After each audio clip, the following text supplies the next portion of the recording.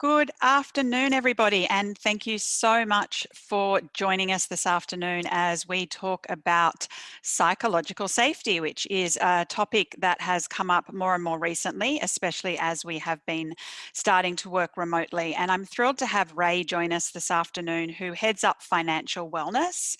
Ray has a real passion, though, for overall wellness, be it physical, financial, mental wellness overall. And in doing that, he has pursued a psychology degree. So I'm absolutely thrilled to have him join us and share his wisdom around how we can help to foster and build psychological safety at work. Thanks, Alex. Really looking forward to this one. Great. So today we'll kind of cover psychological safety as it's defined, the current situation. We also wanted to touch on Google's study of what makes teams most effective, which again just reinforces that psychological safety is really vital to performance. And then we're going to talk about how do we foster it, especially in this remote environment. We would love to start today by launching a poll just to get a bit of an idea from everyone as to whether you understand what psychological safety is. You've heard about it, but you're keen to learn more today, or in fact, you haven't heard about it at all. So we've got lots of answers coming in.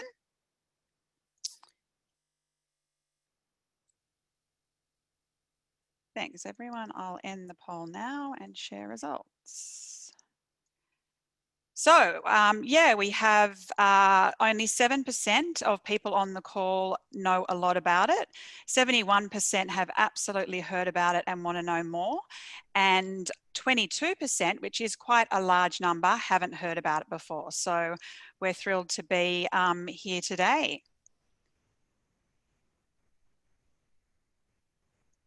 Okay, sorry, a few technical issues. Okay, so let's go back to the beginning, and that is Amy Edmondson. She is a researcher at the Harvard Business School, and this all started when she started researching in the field of the medical profession.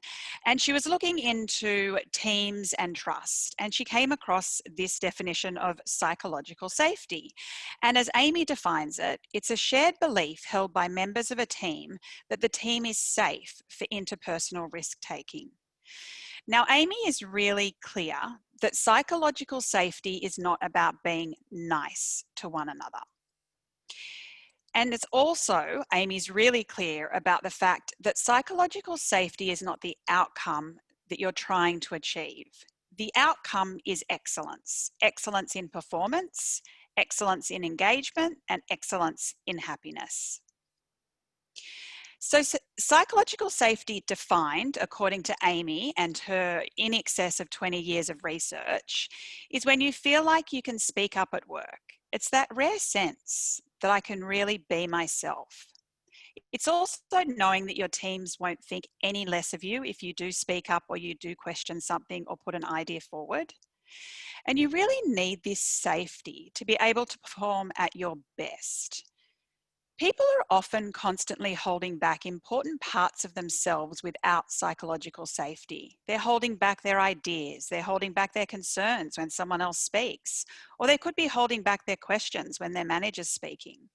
So as a result, as leaders or business managers, we're all losing out on ideas and optimal performance by not having psychological safety. But who does gain if I remain silent? How confident am I if I speak up? And if I don't speak up, who gains? Well, I do, because I'm saving myself from any judgment. So it's up to us to create safe environments, workplaces, which are really now workspaces, in a very deliberate manner. I wanted to touch on Project Aristotle, which was conducted by Google. Google really went out there to try and define what makes a perfect team. Over 2 years of research, they took the data from 180 teams, which equated to 37,000 employees globally. And what they found was that psychological safety was an ingredient that made up for a perfect team.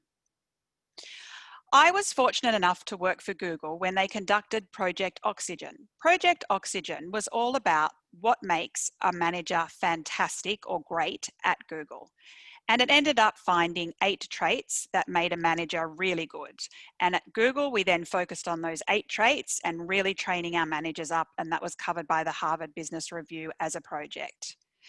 So next up for their research was, let's look at what explains or persistent high performance in teams, specifically at Google. And that's when Project Aristotle was launched. It was actually covered in 2016 in the New York Times. So their research was looking to uncover what makes that team perform at its highest, or what were the highest performing teams doing that had in common. Their discovery was psychological safety. As they started to look more into this term and what it meant, they discovered Amy and all of her research at Harvard and what she'd been doing. So they partnered up. And through Project Aristotle, there were 5 dynamics of effective teams. The largest one and the most important to teams being effective at Google by far was psychological safety. And what Project Aristotle found was that those with higher psychological safety were less likely to leave Google. They were proven to harness the power of diverse ideas from their teammates. They were shown to bring in more revenue, and they were also rated as twice more effective by executives. So here are some questions from Amy Edmondson's research that you can ask your team to determine whether you have psychological safety. And it's all about whether they agree or disagree.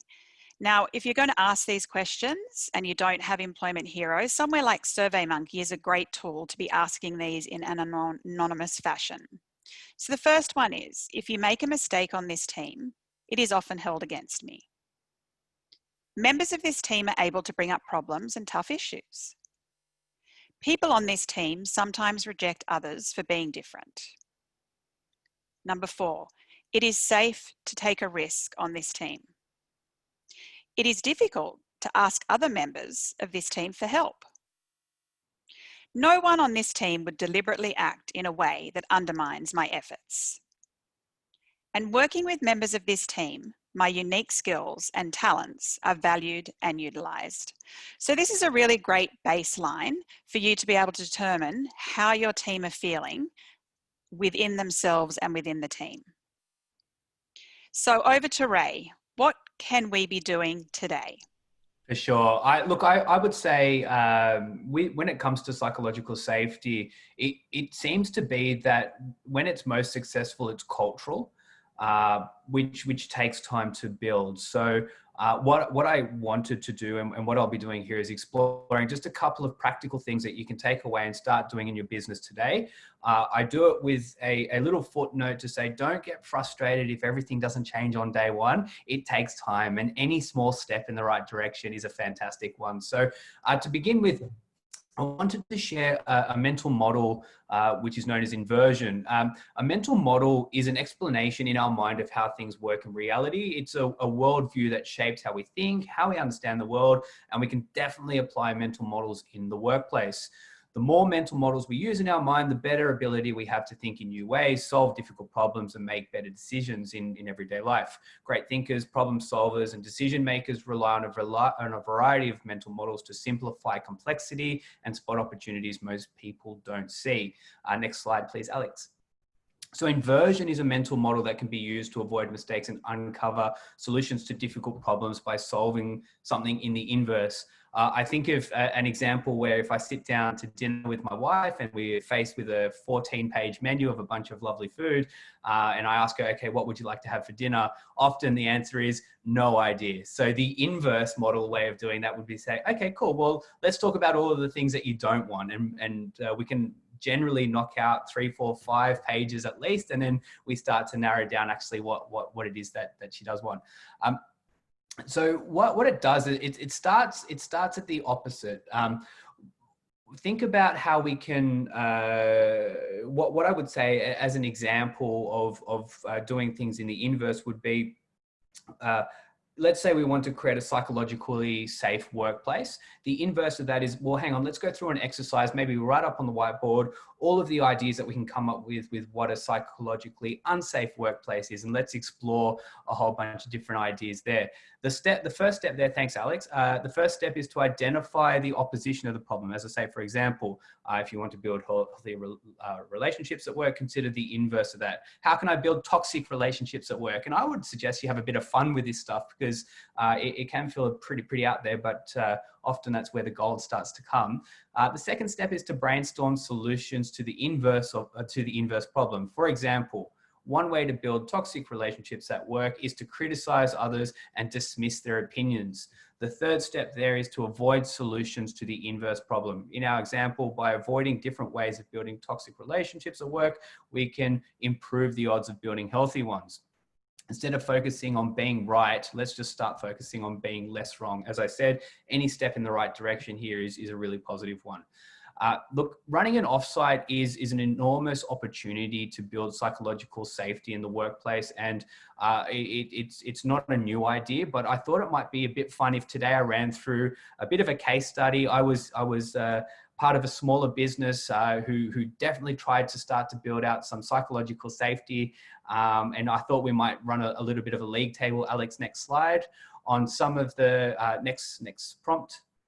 Some of the good things and some of the bad things that happened in this experience. And the reason why I wanted to share this is because for anyone who's looking to do something similar, hopefully you can share some of these lessons and bake this in.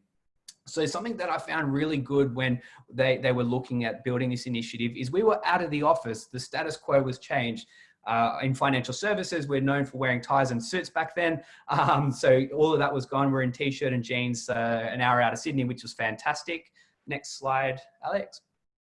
Our titles were left at the door. So something that was said to us was, from the executive managers through to portfolio managers, through to assistants and everyone in between, we were on a level playing field. And the idea was that there would be no titles entering in the room, and that we would be we'd try to create that free workspace. So again, really good thing to have done. Next, Alex.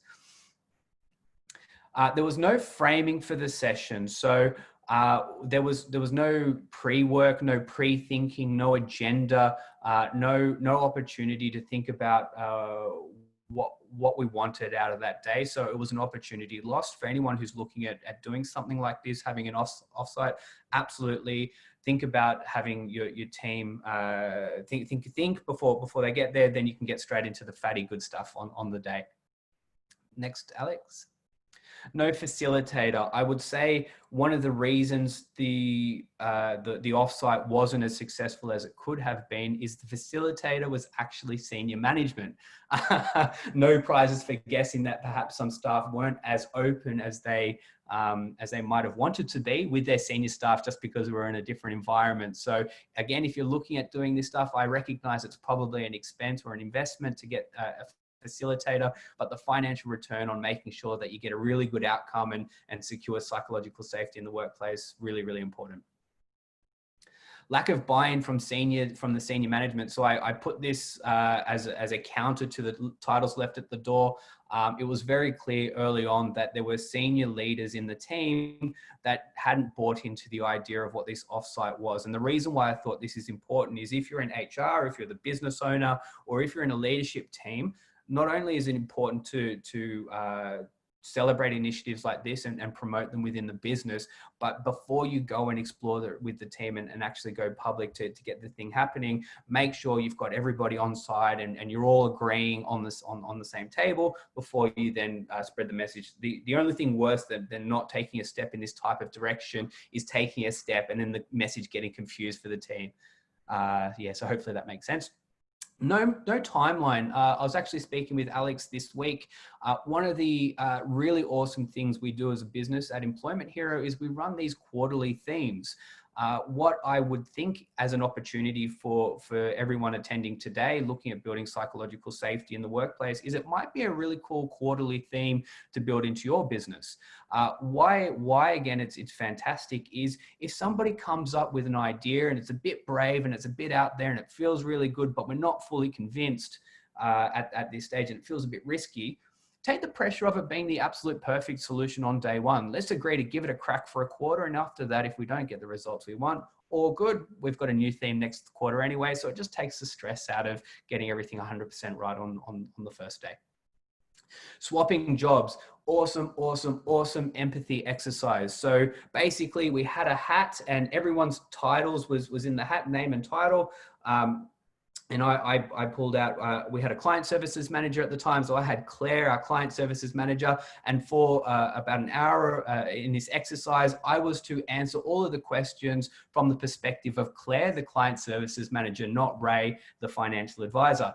And everyone else got to do it as well. And why it was interesting is no, I didn't understand the deep detail of Claire's job, and maybe I'm not the best one to work out some of the solutions there, but it really created a lot of empathy where if we spoke about a particular, call it a meeting structure or a review for a client or whatever it is that would be relevant for your business, consider it from somebody else's perspective. And I know for me, when we went back to work, some of this exercise echoed, and I imagine if we continued to do that every quarter, it would have been really, really powerful.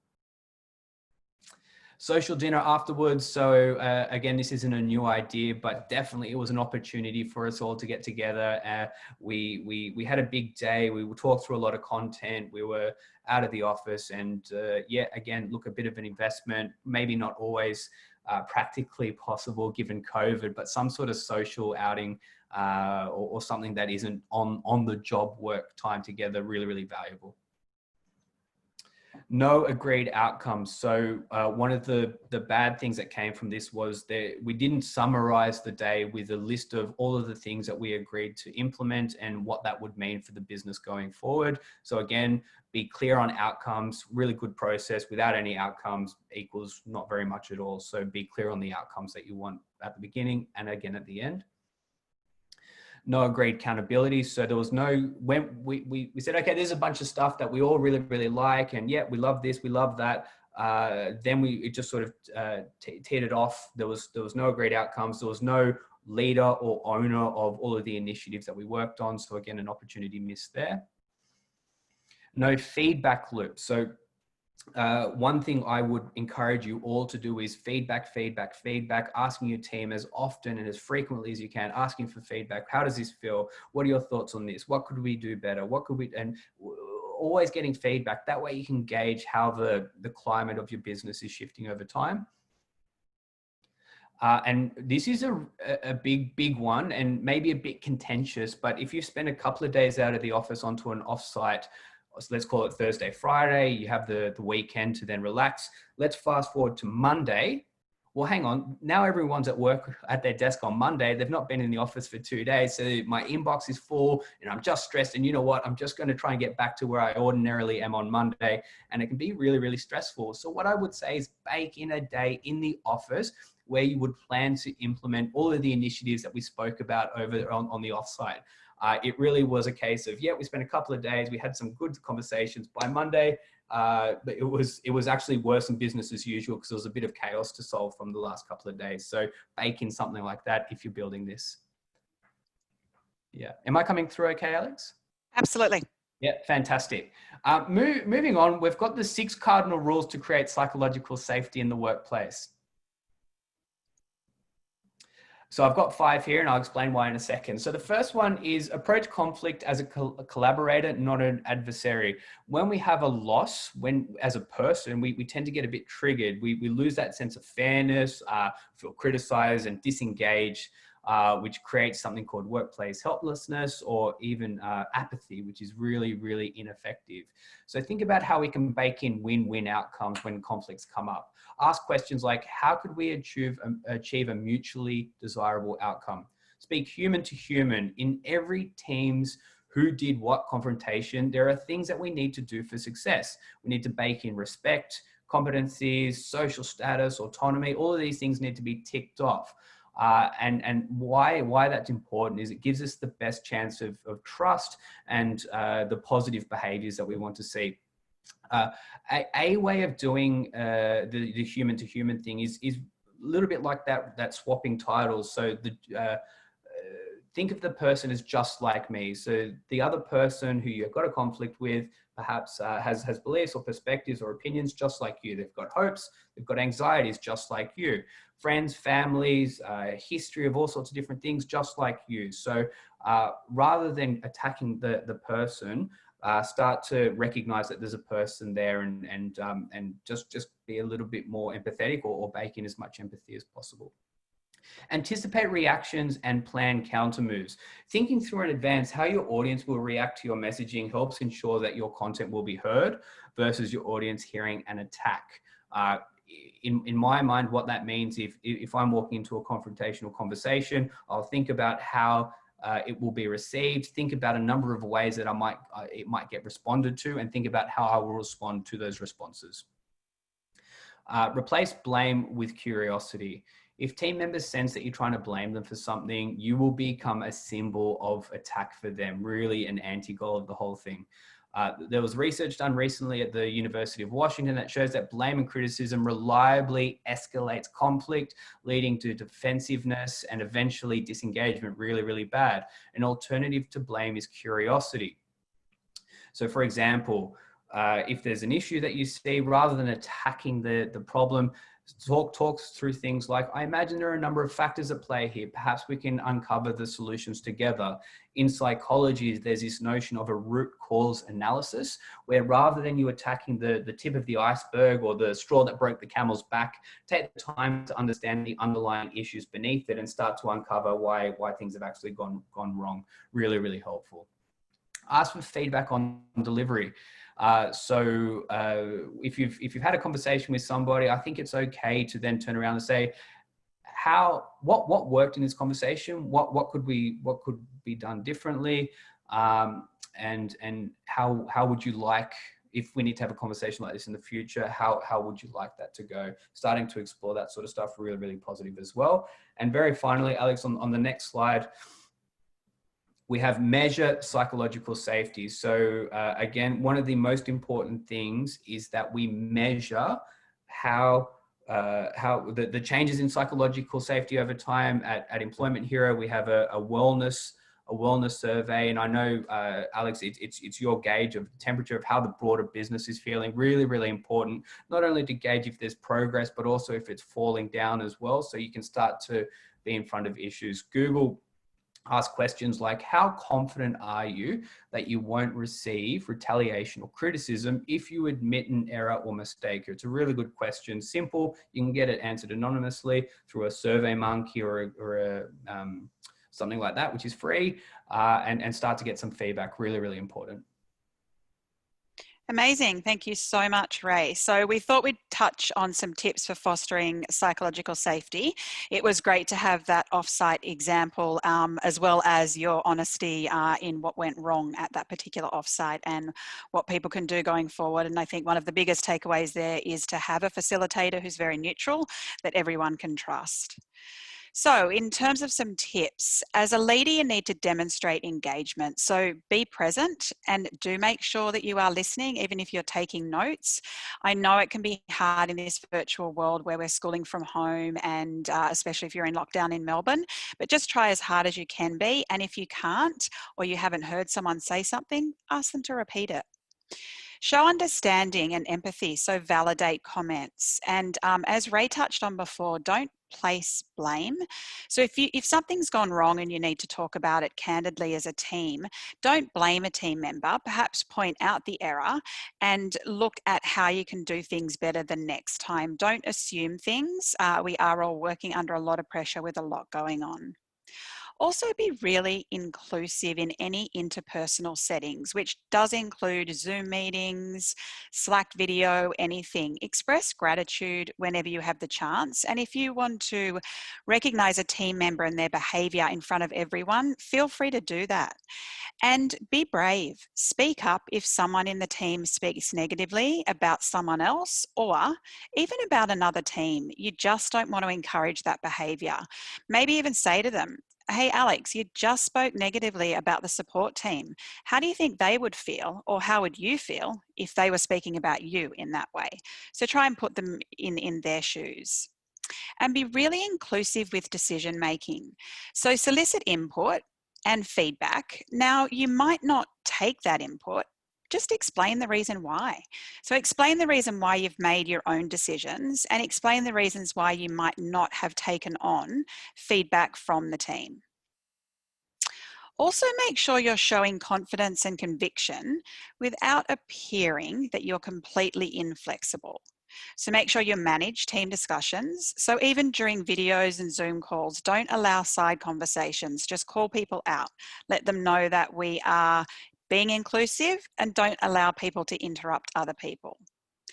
Do make sure that you're always supporting and representing your team. So share your team's work with senior leadership, for example, give credit to teammates, and wherever you have recognition, recognize teams and call out your team's work rather than appearing to take credit for the team. This will really help garner psychological safety.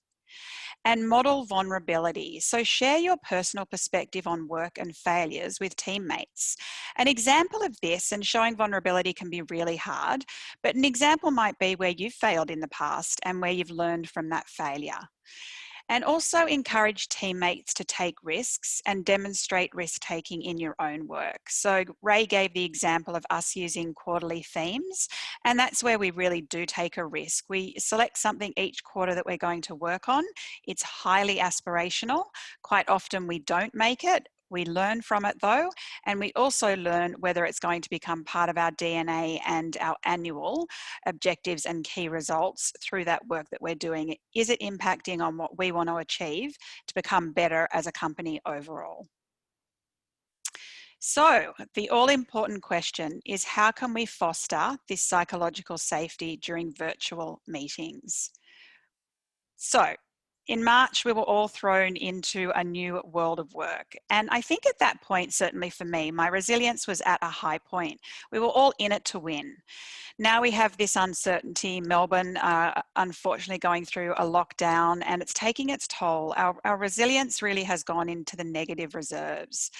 We're all grieving the loss of normality. Who knows when it will come back?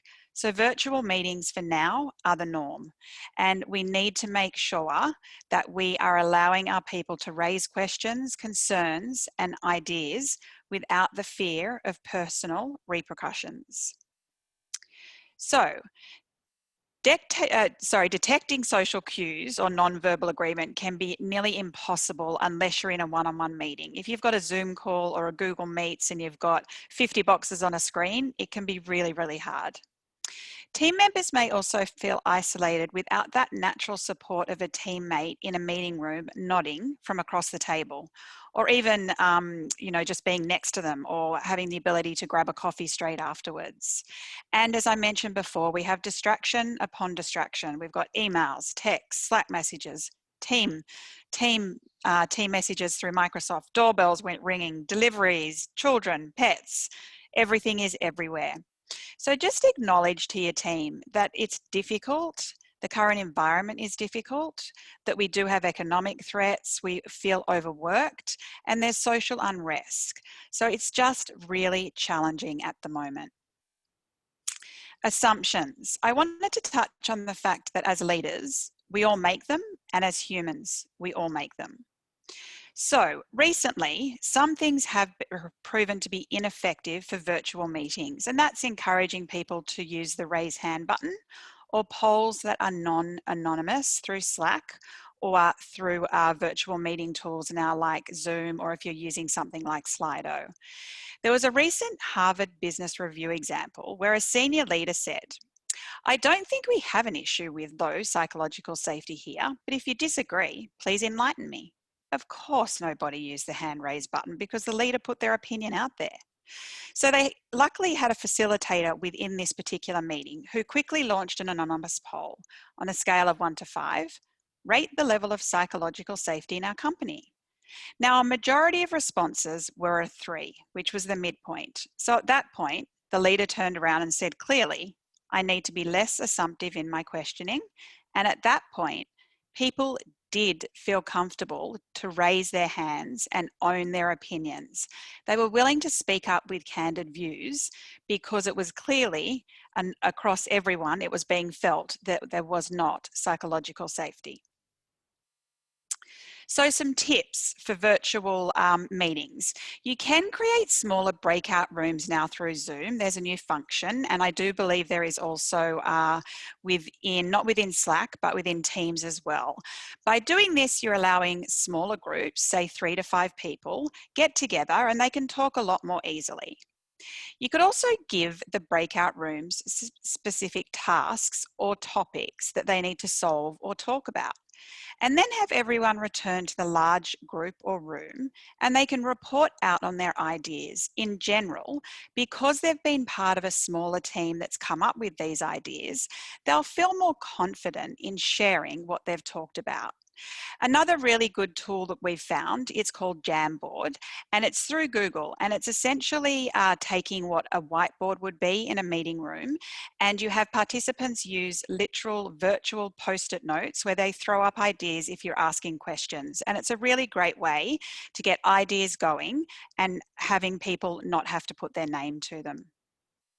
A few more tips, video on. So seeing faces does create engagement, but sometimes there's a bit too much visual stimuli, too many faces, too many backgrounds.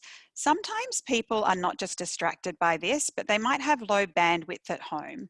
They also might not have a background that they're proud of. Not everyone has a working environment in their home that is suitable, and they don't necessarily want to show that off. So as a leader, you might want to encourage people to use their view options. You can have one face in the center stage while that person's speaking, while others recede in the background. And at other times, you could encourage people for audio only. So jump into the meeting, see each other's faces and say hello, and then say, look, feel free to mute or turn your video off, and we'll have audio only so that you can have deep listening. Also, keep in mind that you don't look at yourself when you're in a meeting in real life in the office. So we can have the ability to turn ourselves off, whether it's through meetings, through Teams, or through Zoom, or through Slack as well. So just remind people that they can turn themselves off, because you don't have to look at yourself all the time or be distracted by a vision of yourself during a virtual meeting. Also, as a leader, we need to think about before and after the virtual meeting. So, know the tool that you're using so that you can change views, turn off chat, etc., or hold polls. Think about having a facilitator take notes and rotate that throughout the team. Not only does this allow various team members to take the lead, it allows you as a leader to remain fully focused on what's being said, and you don't have to take notes. Now, if you have some vital decisions to be made during the meeting, consider both talking to team members prior, perhaps during your one-on-one, and sending an agenda out, or having an agenda in a shared Google Drive or a shared space where people can see what the agenda is, so it's not a surprise. Now, if you're in the situation where you're on a meeting and you've observed a team member who was quiet, they didn't participate, they had their video off, make sure you reach out to them afterwards, even if it's a simple Slack message or team message saying, hey, Alex, I noticed you didn't see yourself. Please throw some time in my calendar so we can catch up. In the same tone, if a team member has contributed a lot during the meeting, call them out at the end of that meeting, or even Slack them or message them after the meeting to say, thanks so much, Ray, your contributions were amazing. You'll be really surprised at how recognizing that great behavior will give other people confidence during the next meeting to hopefully speak up and share their own ideas. Also, try putting yourself in your team member's shoes. Just take a step back. Teams can be lonely places, especially if you feel like you don't have the support of others in the team. Or if you're new, we have a lot of new people who may have been onboarded virtually. Individual fears are also amplified for people working from home during a prolonged crisis, which we all know we're in. So just be mindful that to build psychological safety takes effort and strategy. It pays off in the long run. So strive for that excellence and for the idea generation. The great news is that we do have the tools and the techniques to engage people and lower the hurdles to engagement. And some of these tools will become habitual, and it will serve us really well as we start to come out of this situation and learn to work in this hybrid world of work. So some takeaways for today, and then I'd love to move to Q&A, and also to anyone who has done things virtually within their own worlds of work that has helped to create psychological safety. Make sure you get leadership buy-in. So go back to the Amy Edmondson research, the Google Project Aristotle research to show your leaders how important psychological safety is. To raise point, survey your employees, ask them, we're going to send you out a tool. And just get started. Back to raise point, we do these themes, we get started, we take a risk. And if it doesn't work, we'll drop it. If it does work, it becomes part of our DNA and our plan going forward. So after this, we will send you out the psychological safety survey. We'll also send you our Better Culture bundle, which has amazing tips, tricks, tools. Our marketing team have put so much research into it. It's absolutely fantastic. We'll send out our workplace wellness pack. We'll also send out a reminder on how to hold an effective one-on-one with a one-on-one template. I can't express the importance of one-on-ones, especially during this virtual world that we're living in. You don't have to do video one-on-ones all the time. You can go for a walk and take it onto your mobile, but it really does help to harness those relationships while you're not seeing each other in person. So now I will stop sharing my screen and move to see if we have any Q&A. We have some chat, which might be Q&A. Yes, we will send out a copy of today's slides. And if, there are any questions, please have them come through from Q&A. Otherwise, I will start asking Ray questions. But no, we do have one here. I will just move it over to my main screen. We'd also be delighted to hear from you if you have done some of this stuff in your workplace or things that we've not spoken about. All ears. Great. So we have a really good question, and that is, how can I get my manager to understand that psychological safety is a real thing and not made up? Again, I'd go back and start with the Amy Edmondson research, and she wrote a book about being fearless, which you might want to invest in yourself. Also, there's a link in the slides to the coverage in the New York Times on Project Aristotle with Google, and all of the proof is there. The data they use is just insane. As I said, it was 180 teams, 37,000 employees worldwide that they used to come up with that, and that's how they discovered that psychological safety was vital to teams being effective.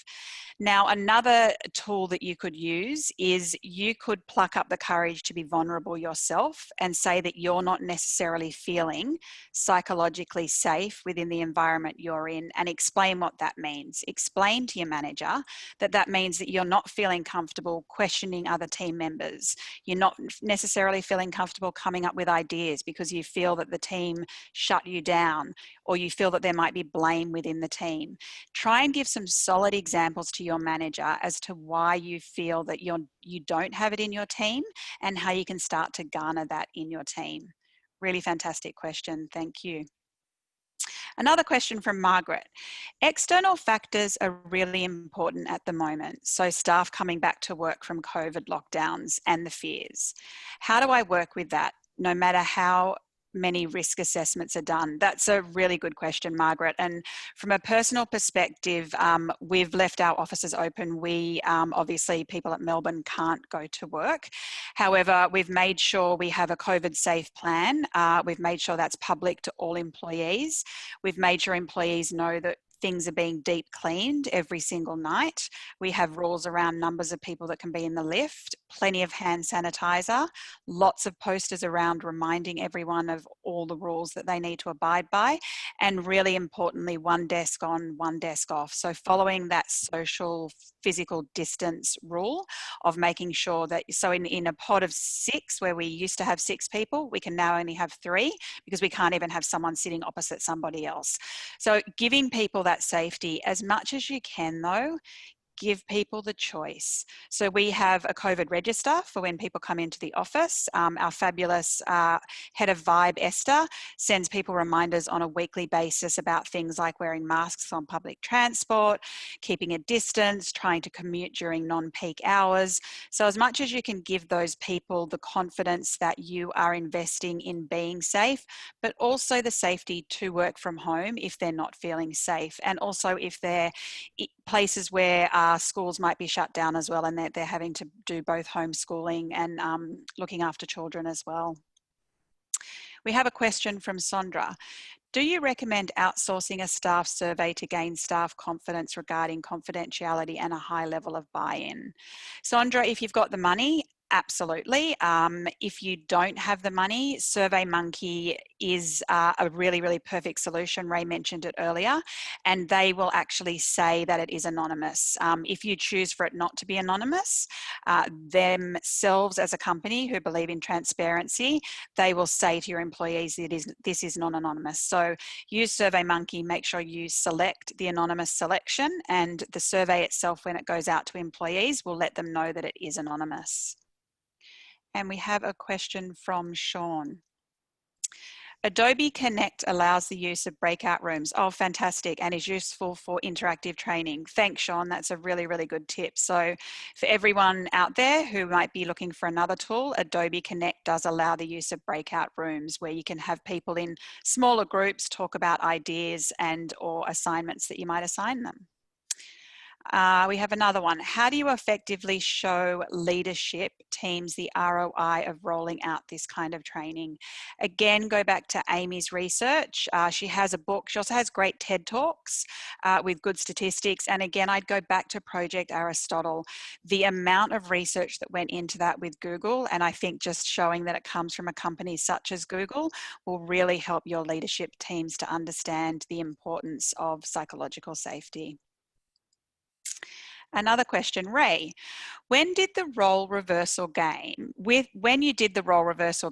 how did you ensure people didn't use it as an opportunity to attack, ridicule, or being passively aggressive? Love the idea, but thinking we would need some clear rules of engagement. Yeah, I think the rules of engagement thing is really important. What I would say is when you do the role reversal game, make it focused on solutions, not problems necessarily. So let's say, for instance, you're onboarding a new client, and that's the role reversal game, and I'm doing this from somebody else's perspective. My agenda in that role is to provide solutions only and really think about it from that side of things. So yes, I can be a bit cheeky about it and fight the game, but actually if all I'm focused to do is focus on solutions and come up with new ideas to make that job easier, hopefully that would then reduce the risk of people hijacking the opportunity. Great. We've got a tip from Tim, who loves conducting Zoom classes, just says that it's very engaging. So great recommendation. Thank you, Tim. Anonymous, when measuring psychological safety through a survey, do you recommend 0 to 10 and anything 6 and under being a concern and 7 to 8 sitting on the fence like an NPS? I'd recommend agree, strongly agree, disagree, and strongly disagree. It just gives you a better gauge than trying to play with numbers. If you are really into numbers, and Ray, I don't know if you want to chime in here, then go for numbers, but I just feel you can, with the strongly agree, you get a really good sense, agree, and strongly disagree, you do just get a really, really quick, easy sense without having to crunch numbers. Yeah, that's good. It's easy. I'm often a fan of 1 to 10 over 1 to 5 as it reduces the risk for people to sit on the fence. And then even if people do sit on the fence, if you're asking enough people enough times, you'll start to see it move. So you'll then be able to gauge the change of the sentiment as well. Great. I'll throw this one over to you, Ray. So I feel like we're doing a great job to make it a psychologically safe workplace, but we do have some toxic people that make it very difficult. We've got a good culture without the toxic people. So with these bad eggs, it makes other people not want to speak up. Do you have any advice? Yeah, it's a bit of the cool cats at school thing, isn't it? It's really difficult to answer it helpfully without knowing the detail. I'm sorry, that feels like a bit of a cop out. My instinct though would be to talk to those individuals directly, similar to what we've spoken about today. Not to blame or accuse, but to have the opportunity to say that you've observed that there's resistance from their end, and maybe ask them, well, to get buy-in, ask them what we could do differently, and get them to help build the answer for you. That way they're owning the solution. If they're being a bit cheeky and maybe there's underlying issues, so maybe it's a case of root cause analysis, maybe there are structural or fundamental issues with that role or that particular individual, which needs to be addressed before we can then go into this more thriving psychological safety space as well. I'm sorry that's not more helpful, but hopefully that helps a little. Yeah, no, that's hugely helpful. Any tips on how to get employees to feel comfortable giving feedback without having to be anonymous? Yeah, look, this is a great one, and we certainly have people on our leadership team who can't stand the whole idea around anonymous feedback. So our surveys are anonymous. However, on Employment Hero, we can interact, or I can interact with people to solicit and garner more feedback. So I let them know that they are anonymous, and I do interact with them that way. And I try and encourage them to be solving their own problems, or, you know, where can I support them, because I can't solve their problems for them. One tool we use in our all hands is called Slido, and we use that tool for Q&A to allow transparency across the company. We're still struggling to get people to put their names on it. It is anonymous to allow people who might not feel comfortable to ask a question to leadership or anyone in the company. However, we are continuing to ask people to put their names to questions, and we're starting to slowly see more confidence and changes in behaviour where people are actually putting their names to questions. It's a really tough one though. May I just add to that, Alex, because I have seen this live. What I find as well is just noticing how you've interacted there with the individuals is to explain why you prefer for it not to be anonymous. It's not a gotcha. It's really a case of, well, then we can understand the context of where that question is coming from. We understand the team, we understand the issue, and hopefully we can help better address the answer. Yeah, no, that's a really, really important point, because yeah, you often can't solve the problem if you don't know where it's coming from, if it's coming from a specific team. Another question, do you think a virtual offsite would be as effective as conducted in real life when it comes to generating psychological safety? We have a team working remotely in a number of cities in 2 separate countries. I worry it might not have the same desired outcome. I asked me a year ago, I probably would have said yes. But I've been with Employment Hero for not very long, but frankly, it is a remote first business. I've never met Alex in person. I've probably, the number of people that I've actually met in person is I could count on one hand. And I would say that it really hasn't been as disruptive or as much of a barrier as I would have thought, especially because there's no alternative. So look, I recommend giving it a good old crack, and if it doesn't work, then next time you can do it. And if you've got the budget, back to Ray's point, if you can have a facilitator and use something like, check out Jamboard on Google. If you're on Microsoft, I'm sure they have something very similar. It means your people in different geographies or different companies, or even in the same city, but might be working from home, can use that post-it note methodology, and you can move to different whiteboards, so that you might start with everyone throwing their ideas on a whiteboard, and then you start to pull together the post-it notes into groupings, and then you might assign certain groupings or themes that come up to smaller groups, have them go out into breakout rooms, try and solve for it, get to that root cause analysis, asking why 5 times, and then coming back to the larger group to help solve the problems. Again, going back to Ray's points about the failures of those offsites, accountability, timeline, and don't allow yourselves to come back on Monday and just get back into the routine. Make sure someone is held accountable for every single theme or every single question or every single issue that needs to be solved from that offsite. The last question that we've got is, how do you deal with those people being defensive? I'll start, Ray, and then I'll shoot over to you. Sure. I'd call them out. I would be like, hey, Ray, I didn't mean, you seem to be defensive. I didn't mean that to come across as blaming you or judging you or anything like that. So I apologize. Let me try and reframe it. And then if you're the person that does feel as though someone's being defensive towards you, try and reframe what you're trying to get across. For sure. And this is mega frustrating sometimes, but in psychology, we're often taught that if we're getting to an outcome that we didn't want when we work with someone or when we talk to somebody, unfortunately, sometimes putting a little mirror up and going, okay, well, have I done something that maybe has triggered this person? And there's an opportunity there as well. Pretty frustrating, but I like the calling them out as well. Yeah.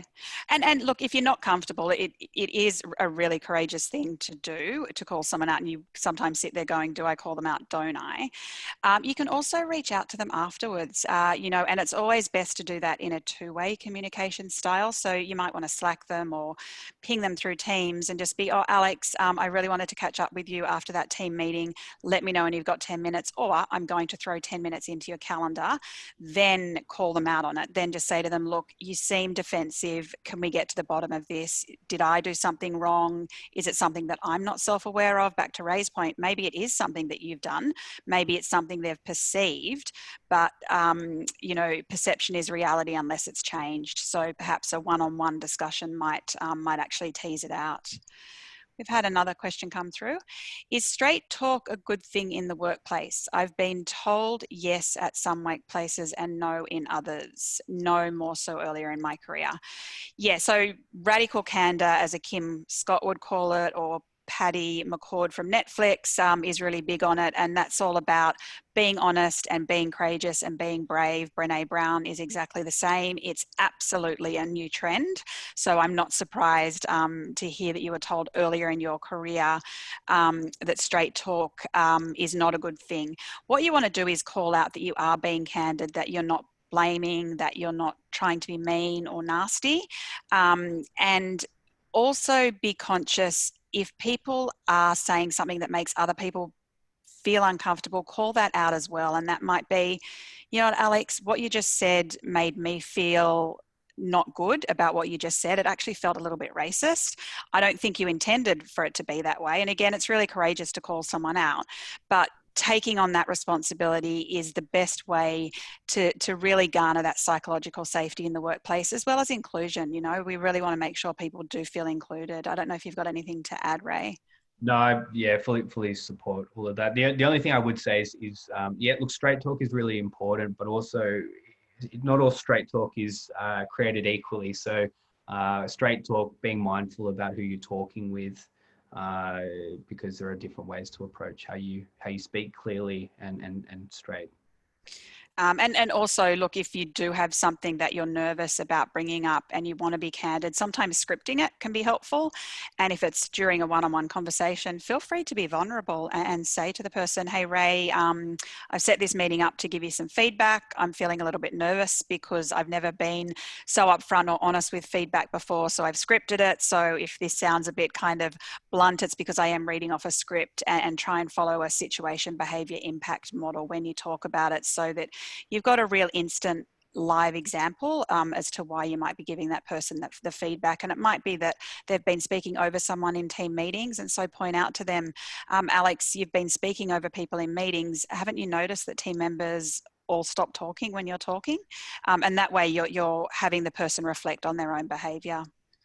And Margaret brings up a really good point. You've got to be really careful with the increase of bullying and harassment claims. And that's just about keeping yourself in check. Bullying is very well defined as being personal and attack.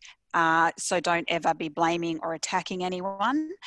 And harassment, absolutely don't be careful, just don't do it. And if you are a victim of any of these, make sure that you are speaking up about it to make sure that your workplace is being called out if anyone is not behaving in the right way and being inclusive.